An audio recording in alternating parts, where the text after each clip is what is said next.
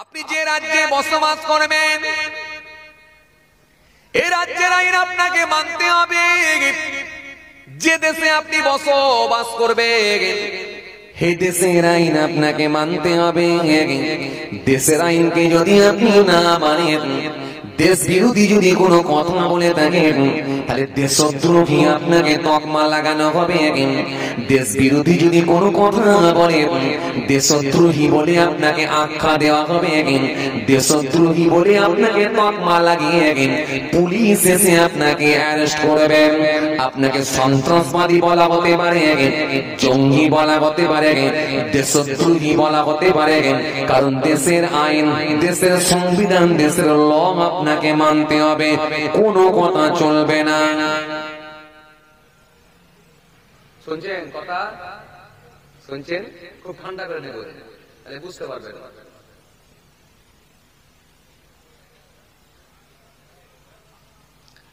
আপনি যদি বলেন মানব না,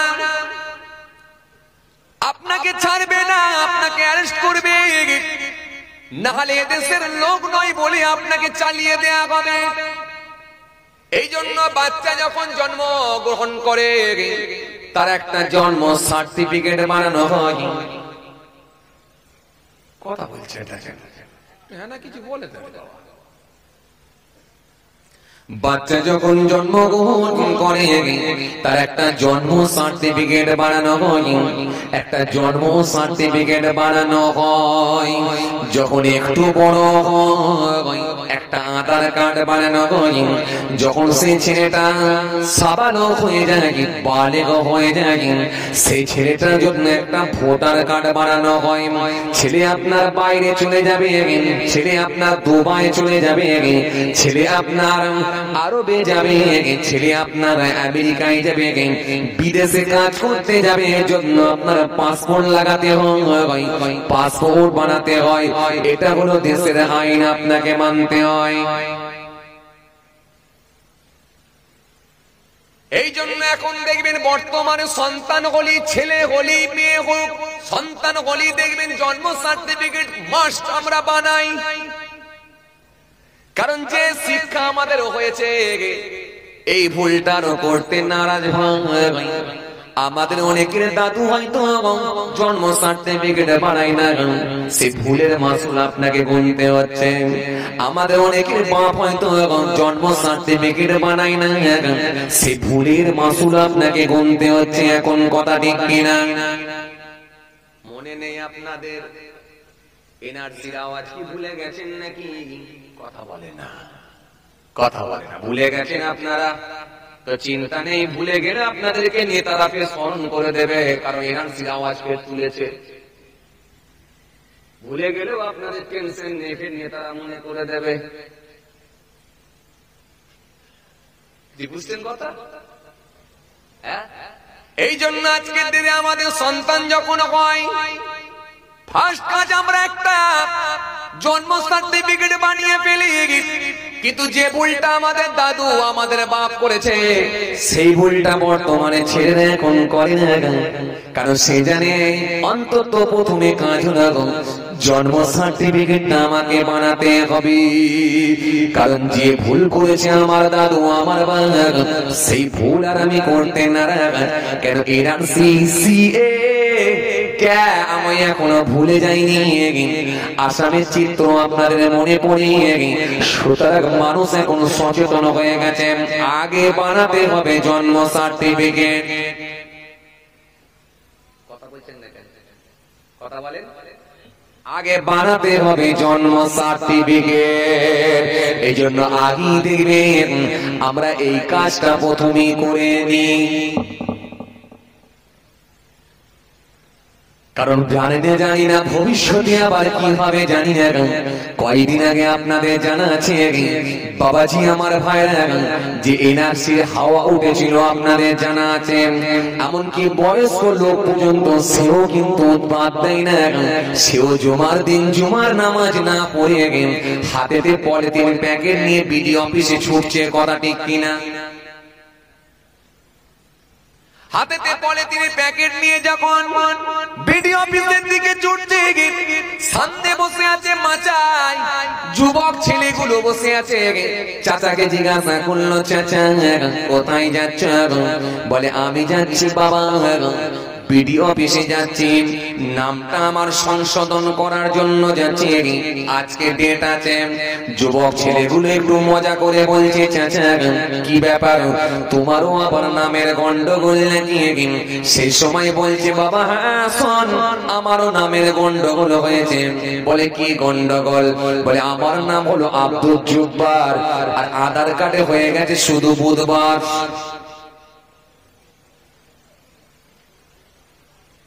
এখন বুধবার চেঞ্জ করে বৃহস্পতিবার না করে করতে চাইছে আব্দুল জব্বার। সেও বলতে চাইছে বাঁচতে চাই আর একবার। তাহলে এই বয়স্ক চাচা, 80 বছরের চাচা, সেও এই রাত থেকে বাঁচতে চায়, সেও কাগজ ঠিক করতে চায়। ও বাবাজি আমার ভাইয়ের একবার শোনাবো, এই জন্য আজকের দিনে যুবকরা দেখবেন যে ধাক্কা খেয়েছে, এই জন্য ফার্স্ট ক্লাস তারা করে নেয়, আগে জন্ম সার্টিফিকেট রেডি করেন, এরপরে যখন একটু বড় হয় বাচ্চার আধার কার্ড হয়ে যায়, তারপরে একটু বড় হয়ে যায়, তারপরে দেখবেন ভোটার কার্ড হয়, রেশনের তেল নেওয়ার জন্য রেশন কার্ড বানানো হয়, ছেলে আপনার অন্য কান্ট্রি অন্য দেশে যাবে এর জন্য পাসপোর্ট বানাতে হয়, ভিসা লাগাতে হয়। ও বাবাজি এটা হলো দেশের রুলস, আপনাকে মানতে হয়, দেশের সংবিধান মানতে হয়, দেশের আইন মানতে হয়, না হলে কিন্তু এ দেশের নাগরিক বলে আপনি প্রমাণ করতে পারবেন না ভাই। এই জন্য রাজ্যে বসবাস করলে রাজ্যের আইনও আপনাকে মানতে হবে, রাজ্যের ডিসিপ্লিন আপনাকে মানতে হবে, যে রাজ্যে বসবাস করবেন রাজ্যের আইন মানতে হয়। শুধু তাই না ভাই, প্রশাসনিক কিছু রুলস আছে, রাস্তার উপর দিয়ে আপনি গাড়ি চালাবেন, ড্রাইভিং করবেন, ড্রাইভিং করতে গেলেও আপনাকে কিছু রুলস মানতে হয়। উপরে দেখবেন 3খানা বাতি লাগানো আছে ভাই, একটা হলো লাল কালারের বাতি, আর একটা হলো গ্রিন কালারের বাতি, আর একটা হলো ইয়েলো কালারের বাতি।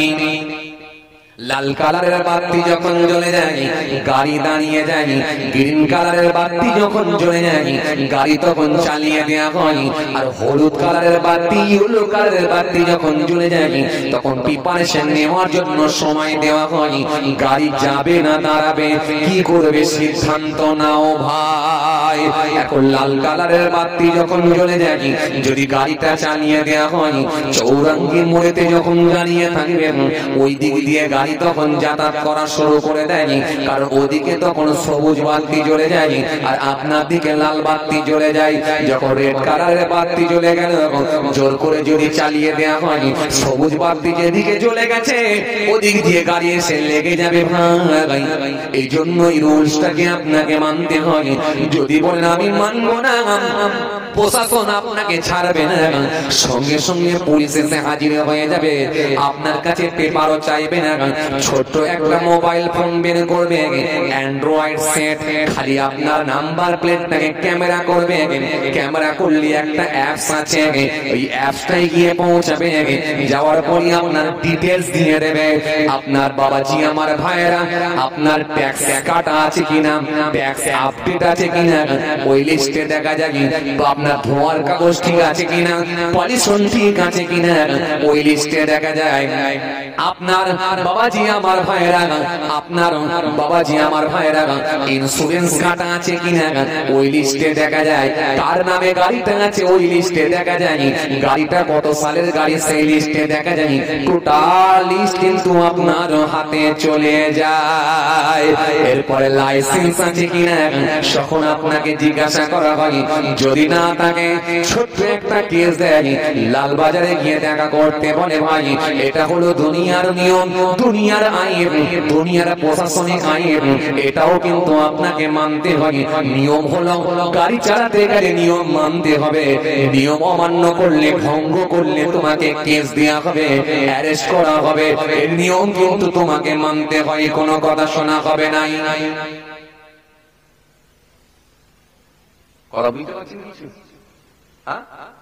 তাহলে দেশে বাস করলে দেশের আইন মানতে হয়। রাজ্যে বাস করলে রাজ্যের আইন মানতে হয়, গাড়ি চালালে এই রুলস আপনাকে মানতে হয়, প্রশাসনিক নিয়ম আপনাকে মানতে হয়। ও বাবাজি আমার ভাইরা শুনে গেলেন, তাহলে আল্লাহ বললেন ও আমার বান্দারা, আমি আল্লাহ তোমাদেরকে বানিয়েছি, তোমাদের পূর্ববর্তী মানুষদেরকেও বানিয়েছি, আমি আল্লাহর ইবাদত করতে হবে এটা কিন্তু আমি ছাড়বো না, কারণ আমি আল্লাহ বানিয়েছি। হাওয়া তো আমি আল্লাহই দিই, আকাশে সূর্যের লাইট আমি আল্লাহই দিই, জমিনের নিচে থেকে পানি আমি আল্লাহই দিই, ছোট্ট একটা বীজ পুঁতে দিলে তা থেকে আমি আল্লাহ বড় গাছ তৈরি করে দিয়ে ফল ফুল দিয়ে ভরিয়ে দিয়ে বান্দারে বান্দারে আকাশ থেকে বৃষ্টি দিয়ে তোদের জমিটাকে আমি আল্লাহ সুন্দর করে ভরিয়ে দিয়ে চাষাবাদের তোদের সুযোগ করে দিই। আল্লাযী জাআলা লাকুমুল আরদা ফিরাশা ওয়াস সামাআ বিনাআন ওয়া আনজালা মিনাস সামাই মাআন ফাআখরাজা বিহি মিনাত তাওরাতি রিজকান লাকুম ফালা তাজআলু লিল্লাহি আনদাদা ওয়া আনতুম তা'লামুন। ও বান্দাই নিয়ামতগুলো কে দেয়? আমি দিই, এজন্য আমার রুলস তোদের মানতে হবে, আমার আইন মানতে হবে, আমার সংবিধান মানতে হবে, আমার ডিসিপ্লিন মানতে হবে।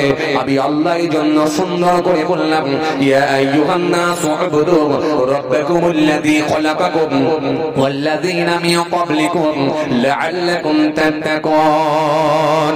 হে মনুষ্য জাতি, হে মানব সকল, তোমরা আমার ইবাদত করো।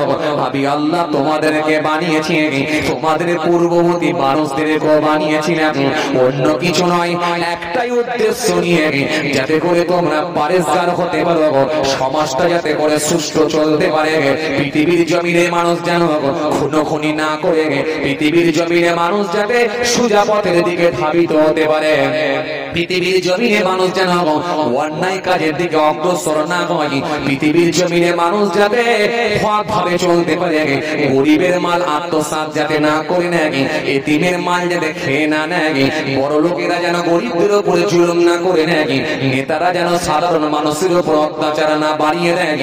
এই জন্য আমি বললাম আমার সংবিধান, আমার আইন, আমার রুলসটাও তোমাদেরকে মেনে নিতে হবে।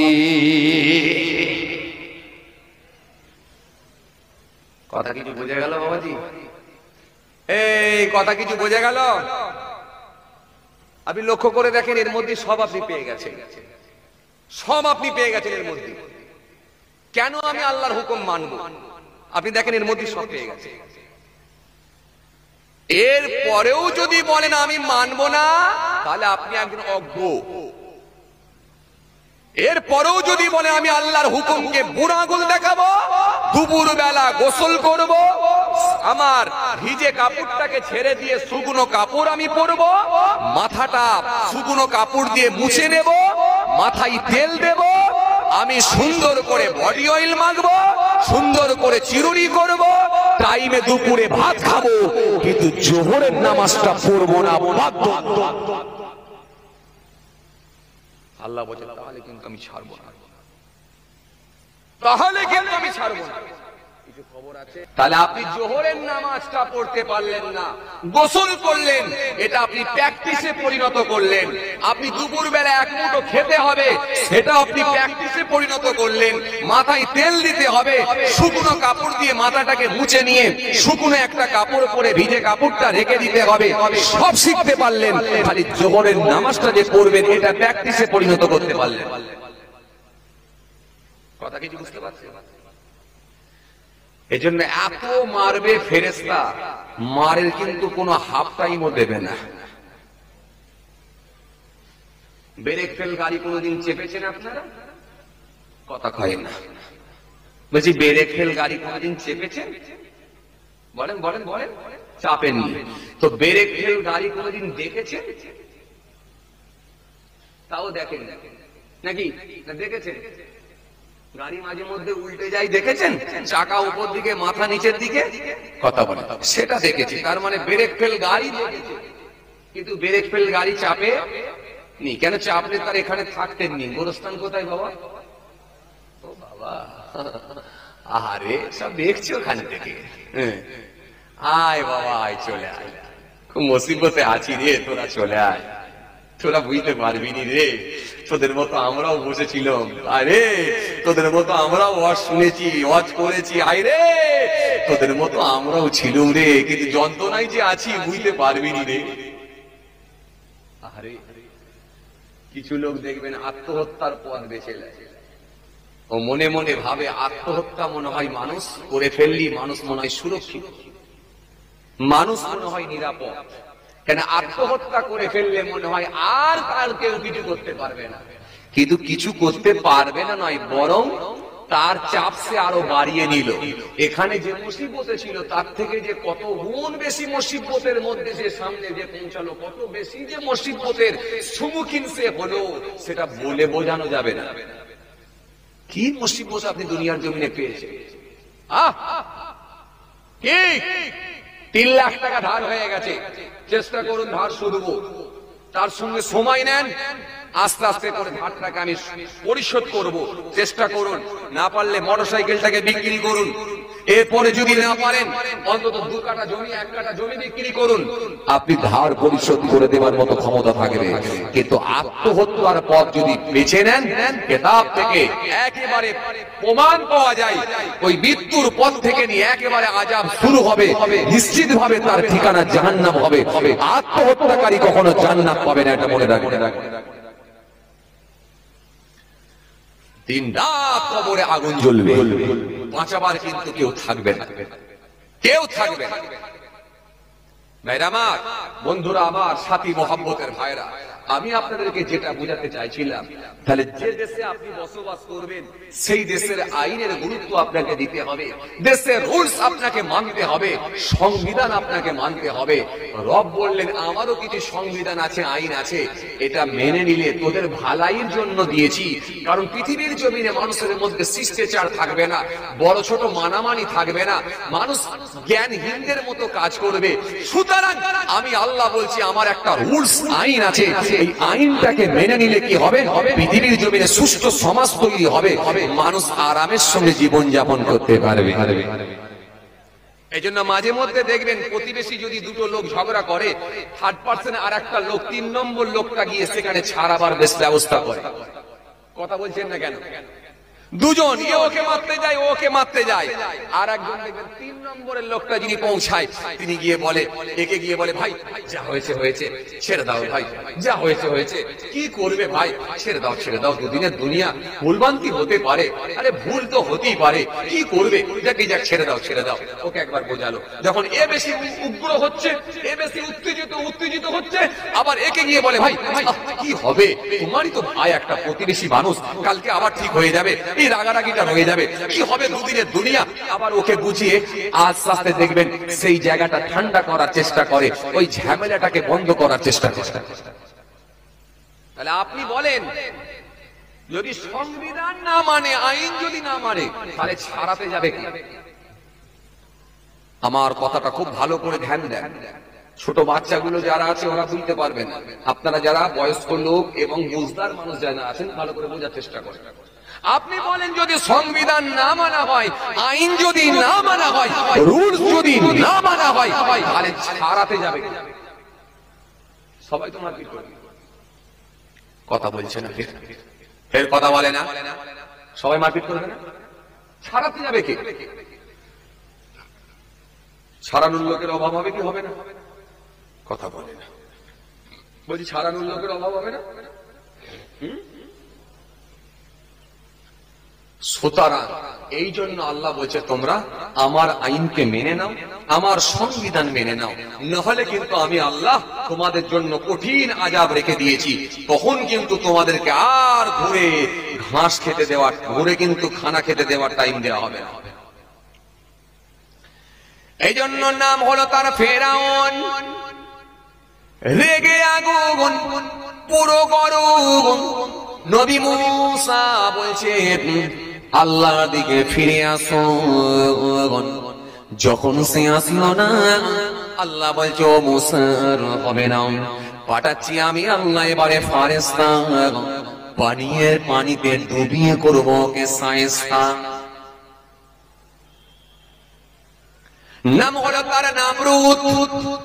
ইয়ার এক অদ্ভুত বেঁচে ছিল 1700। নবী ইব্রাহিম বললেন চলে এসো, চলে এসো, আল্লাহর দিকে ফিরে এসো। যখন সে আসলো না, আল্লাহ বললেন ও ইব্রাহিম আর হবে না, পাঠাচ্ছি আমি আল্লাহ ছোট্ট একটা মশা, নাকের ভিতরে ঢুকিয়ে মস্তিষ্কে পাঠাবো সোজা, সাইজ করে দেব সোজা, কেউ ওকে আর বাঁচাতে পারবে না। আল্লাহ করেছিল কি করে না? যদি বিশ্বাস আপনাদের না হয় তাফসীর পড়ে দেখুন, কোরআন শরীফটা একবার বলুন, আলাম তারা ইলাল্লাযী হাজ্জা ইব্রাহিম ফি রাব্বিহি আন আতাহুল্লাহুল মুলক ইয ক্বালা ইব্রাহিম রাব্বিয়াল্লাযী ইউহয়ী ওয়া ইউমীত ক্বালা আনা উহয়ী ওয়া উমীত ক্বালা ইব্রাহিম ফাইন্নাল্লাহা ইয়াতি বিশ-শামসি মিনাল মাশরিক ফাআতি বিহা মিনাল মাগরিব ফাবুহিতাল্লাযী কাফারু ওয়াল্লাহু লা ইয়াহদি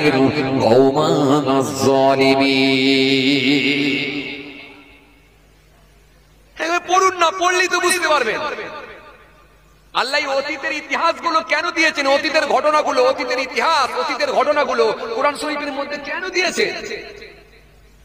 মুসা নবীর কথা, ঈসা নবীর কথা, ইউনূস নবীর কথা, সুলাইমান নবীর কথা, দাউদ নবীর কথা, ইউসুফ নবীর কথা, জাকারিয়া নবীর কথা, ইদ্রিস নবীর কথা, একাধিক নবী আম্বিয়া ইসলামের কথা আল্লাহ কোরআন শরীফের মধ্যে দিয়েছে। কেন? সেই পূর্বের ইতিহাসগুলো আল্লাহ তুলে ধরেছেন কোরআন শরীফের মধ্যে। কারণ পৃথিবীর জমিনে আমার হাবিবুল্লাহর উপরে কোরআন নাজিল করব, পৃথিবীর জমিনে যখন ওই কোরআনকে নিয়ে তারা পড়াশোনা করবে, স্টাডি করবে, তারা বুঝতে পারবে অতীতের বড় বড় মাসলাগুলোকে আল্লাহ কিভাবে ধ্বংস করেছে, সাইজ করেছে। তাদের ভিতরে আমি আল্লাহর ভয় ভীতি ঢুকবে, তারা সোজা পথের দিকে ধাবিত হয়ে যেতে পারবে। কথা বুঝছেন কি বলছি? হ্যাঁ, চলেন। দাউদ আসলামের নাম আপনারা শুনেছেন না? মুসা আসলামের নামও শুনেছেন আপনারা? শুনেছেন কি শোনেননি? শুনেছেন। আচ্ছা এবারে বলেন তো আপনারা, দাউদ আসলাম নবী ছিলেন না রাসূল ছিলেন?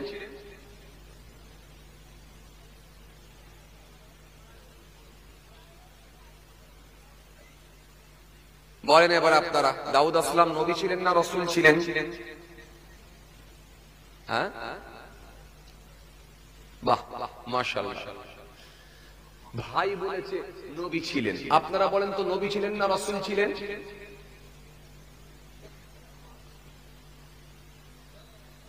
কিছু একটা বলেন। বাহ মাশাআল্লাহ, ওই ভাইও বলেছে নবী ছিলেন। আপনারা বলেন তো নবী ছিলেন না রাসূল ছিলেন? আগা বাবাজি, ওই গো, ও ভাই বিরাট কোহলি, এদিকে দেখো না গো। বলছি শুধু বসলে হবে না, পয়সা দিতে হবে ইনশাআল্লাহ। ঠিক আছে বাবা, ইন্নালিল্লাহ যেন না হয়। সব আজকে দেখছি সব মাপেতে ছোটগুলো বেশি ঢুকেছে আজকে দেখছি, কথা বুঝতে পারছেন। তবে একটা কথাই আছে, খুদে লঙ্কায় নাকি ঝাল বেশি, এরকম একটা কি কথা বলে, তোমার একটা বাক্য নাকি এরকম কোনো কথা আছে বাংলা কথায়। তবে আজকে কিন্তু আমি দেওয়ার লোক খুব কম। যাই হোক, প্রথমে এসে দেখছিলাম পুরো একদম যেন আমি ঘাবড়ে গিয়েছিলাম যে আজকে মনে হয় সব ফাঁকাই রয়ে গেল, লোকই মনে হবে না। তো যাই হোক, 4 আনা 8 আনা 12 আনা মোটামুটি সব এসে, সব ধরনের আনা এসে গিয়ে 8 থেকে 80 পুরো একেবারে আমিও যেন খুশি, মোটামুটি মানিয়েছি। কথা ঠিকই না? খুব ভালো লেগেছে মাশাআল্লাহ। আমি তো আজকে ভেবেছিলাম যে আজকে মনে হয় শুধু আমার ক্যামেরা গান ঘায়েরগুলি থাকবে, ওদের কি মনে হয় আজকে আমাকে ওয়াজ শুনিয়ে দিয়ে যেতে হবে। তো যাই হোক, আলহামদুলিল্লাহ প্যান্ডেল মোটামুটি মানিয়ে গেছি আস্তে আস্তে, আলহামদুলিল্লাহ প্রায় ভর্তি, আল্লাহর শুকর। ছোটখাটো বাচ্চাগুলোকে দরকার আছে তো, না হলে সিটটা কে কভার করবে? এই যে সিটটাই বসে আছে, আমরা গুনতিতে তো একটা বেড়েছে। ঠিক আছে, এদেরকে নিয়ে যাবেন, এদেরকে নিয়ে গেলে পরবর্তীকালে এরা তো আবার জলসা কমিটির সেক্রেটারি, ক্যাশিয়ার, ভাইস চেয়ারম্যান হবে, আবার তো এরা হবে। কথা বলছেন না, তো লাইনটা তো বোঝাতে হবে। এই জন্য বাচ্চা বয়স, অল্প বয়স, মসজিদে নিয়ে যান, মসজিদে নিয়ে যান। ওই বাচ্চা গিয়ে ঘাড়ের উপরে উঠে পড়ছে, উঠুক, পিঠের উপরে উঠছে, উঠুক। খবরদার আপনি বাচ্চাকে রাগ করবেন না, বাচ্চাকে লাল চোখ দেখাবেন না। ও মাসুম বাচ্চা, ওর কোনো জ্ঞান নেই। ওকে মসজিদে নিয়ে যাবেন, মসজিদে যাওয়ায় অভ্যস্ত হবে। 7 বছর, 9 বছর, 8 বছর, 10 বছর, 12 বছর যখন হয়ে যাবে, তখন পাক্কা নামাজি হয়ে যাবে আলহামদুলিল্লাহ। ছোট থেকে মসজিদে নিয়ে যাবেন। কিছু কিছু বয়স্ক লোকেরা আবার রাগান্বিত হয়, বাচ্চা নিয়ে গেলে রেগে যায়, কেন বাচ্চা নিয়ে এসছো, ডিস্টার্ব করছে। ডিস্টার্ব নয়, আপনি আপনার মতো নামাজ পড়ুন। ও বাচ্চা গেছে, ইসলাম বলেছে বাচ্চাকে নিয়ে যাও, নিয়ে যাও। 7 বছর থেকে মসজিদে নিয়ে চলে যাও, 6 বছরের বাচ্চাকে নিয়ে চলে যাও। 10 বছর, 11 বছর, 12 বছরের বাচ্চা যদি নামাজে না যায়, একটু চড়চাপড় লাগাও।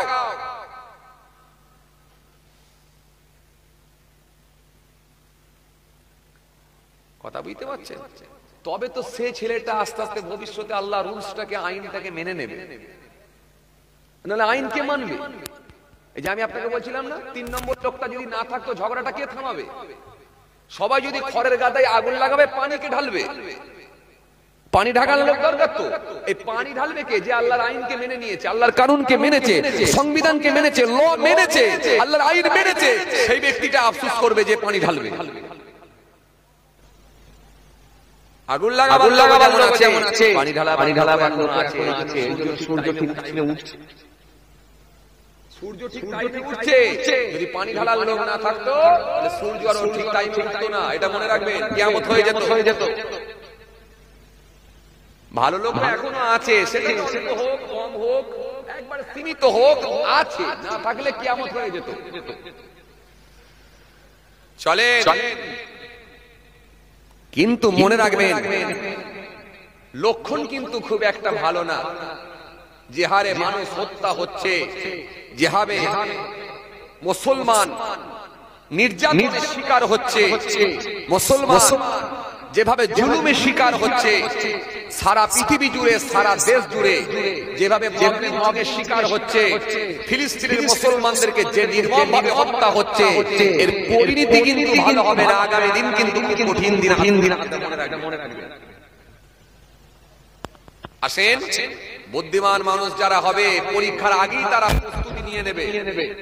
পরীক্ষার হলে গিয়ে যেন এর কাছে একবার দেখানা রা, ওর কাছে একবার দেখানা রা, কি করে কাকুতি মিষ্টি না হলে করতে হবে।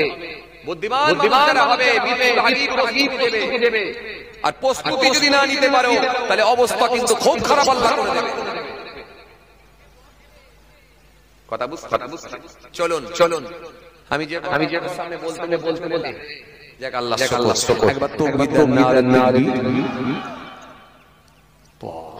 ছোটগুলো কি দিনের বেলা?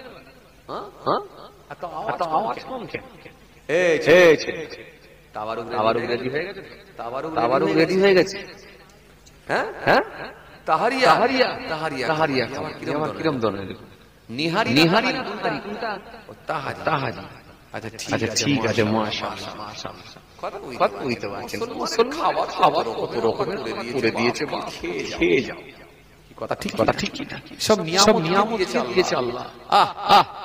জি, যারা বলতে গরু খেতে দেবো নি, তাদেরকে ভুনা করে ছেলে বলছে আরেকটু হবে নি। কথা বলে বলছে আরেকটু হবে নি। যারা বলতে গরু খেতে দেবো নি, তাদেরকে চাপ করে দেওয়া হবে, খাওয়া যাবে নি। তারপরে বলছি এটা গরু থেকে টেস্ট কি হবে? মাস্তানি করবি রে বাবা। আমাদেরকে ভয় দেখিয়ে আমরা তো সে বদর দেখালো। আরে আমি না দেখলে আমাদের পূর্বপুরুষ দেখেছি। কথা বুঝেননি কেন? দেখেছি। এরা বদর দেখেছে, খন্দক দেখেছে, উহুদ দেখেছে, মুতা দেখেছে, কারবালা দেখেছে। এদেরকে তুই কি ভয় দেখা? কথা বলে এদের ভয় দেখালি। এনআরসি আরে যা পারি করেলে, কারণ সবকিছু হবে না। কারণ আমরা সব দেখে নিয়েছি, আল্লাহর শুকর। যারা আওয়াজ দিয়েছিল তাদেরকে ডিটেনশন ক্যাম্পে ঢোকাবার আগে বাড়ির ভিতরে ঢুকিয়ে রাখো। কথা বলে ভুলে গেছে না? ও চিত্র ভুলে গেছে না? মনে আছে। 2019 সালে আমার আল্লাহ যখন দিলেন কি করোনা ভাইরাস, পাবলিক মাথায় হাত দিয়ে বলে সর্বনাশ, চলছে লকডাউন, নেতারা উড়ে গেল, পাবলিক পুরো গরো গরো মাঝে মাঝে আওয়াজ করে বলে বলে খাবো বলো যে যা বাড়িতে ঢুকে পড়ুন খালি প্রশাসনের সময় করে যে যার বাড়িতে পড়ো পাবলিক বলছে কি খাবো বলো এক কাপ চা খেতে যাওয়ার মিশন এক কাপ চা খেতে গেলে খাওয়া হয় না পুলিশের ডান্ডা খেয়ে ফিরে হয় কথা ঠিক কিনা চা খাওয়া হয় না ডান্ডা খাওয়া হচ্ছে কথা বলছেন না কেন চা খাওয়া হয় না বরং ডান্ডা খাওয়া হয়েছে এ মানুষ এখানে অনেক আছে তো সুতরাং বাবাজি আমার ভাইরা এটাই হলো মাবুদের বিচার মাবুদ যখন সাইজ করবে পৃথিবীর মানুষকে এক সাইতে করে দেবেন ক্ষমতা কার আছে জোরে জোরে আল্লাহ এজন্য আল্লাহ যখন শাস্তি দেবেন পৃথিবীর মানুষকে সামলাতে পারবে না রুখতে পারবে না আটকাতে পারবে না দিয়েছিলেন আমার আল্লাহ আইলা পারলে তোরা সামলা দিয়েছিলেন আমার আল্লাহ ফান করে দিলেন পুরো খান এই কয়দিন আগে চেন্নাইয়ের জন্য যেভাবে আল্লাহর ঝড় তুফান একেবারে এয়ারপোর্টের ভেতরে ফ্লাইটের চাকা পর্যন্ত ডুবে যায় এক কোমর এক জায়গায় পানি হয়ে যায় কারণ হিম্মত নাই পানিকে আটকে দিতে পারে এটাই হলো মাবুদের দেওয়া ক্ষমতা হেলিকপ্টার প্লেন পর্যন্ত উড়তে দেবো না যেখানকার জিনিস সেখানে রেখে দেবো কে পারে একমাত্র আল্লাহ এই জন্য মাবুদ বলেছে আমার আযাব হলো কঠিন আমি দিলে কি অন্ত ছাড়বো না তোদের ক্ষমতার উপরে আমার ক্ষমতা চলে রুখতে কেউ পারবে না ওয়ালাউ ইয়ারাল্লাযীনা যালামু ইয ইয়ারাউনাল আযাব আন্নাল কুওয়াতা লিল্লাহি জামিআন ওয়া আন্নাল্লাহা শাদীদুল আযাব যেটা কেউ পারে না সেটা পারে কে জোরে বলো যেটা কেউ পারে না সেটা পারে আল্লাহ আর আল্লাহ যখন দেবে রুখতে কিন্তু কেউ পারে না তোরা কি ইমানদার দিগকে ভয় দেখাবি ভয় খাওয়ার লোক খালি আসেন আমাদের খারাপ হয়ে গেছে আমাদের ঘরগুলোকে আমরা ঠিক করতে পারি কথা বলছেন না কথা বলছেন না মাথা দিয়েছে কেমন কথা বলে হ্যাঁ ডিজাইন দিয়েছেন এই মা খালি টিভির সামনে বসে তুলে মাছ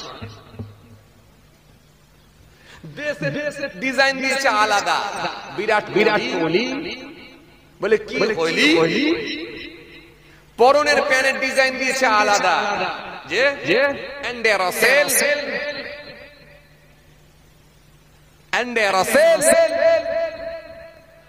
ছেলের নাম দিয়েছে সোহেল ভক্ত হচ্ছে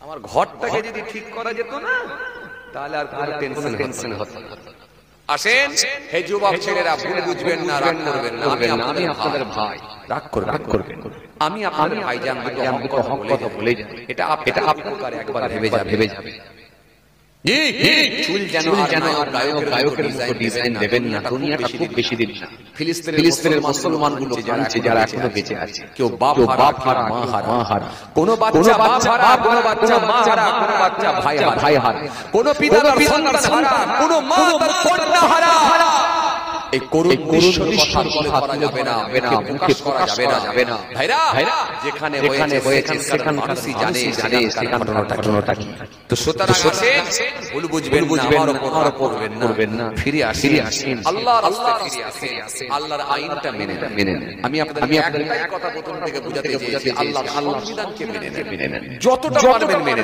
নেন কিছুটা যদি নাও করতে পারেন অন্তত 5 নামাজটা পড়ুন বালেগা সাবালক প্রত্যেকের জন্য অন্তত 5 নামাজটা পড়ুন বছরে একটা মাস রমজান মাসে রোজাটা রাখে, ব্যাস এতটুকু করে, বাট আর কিছু না।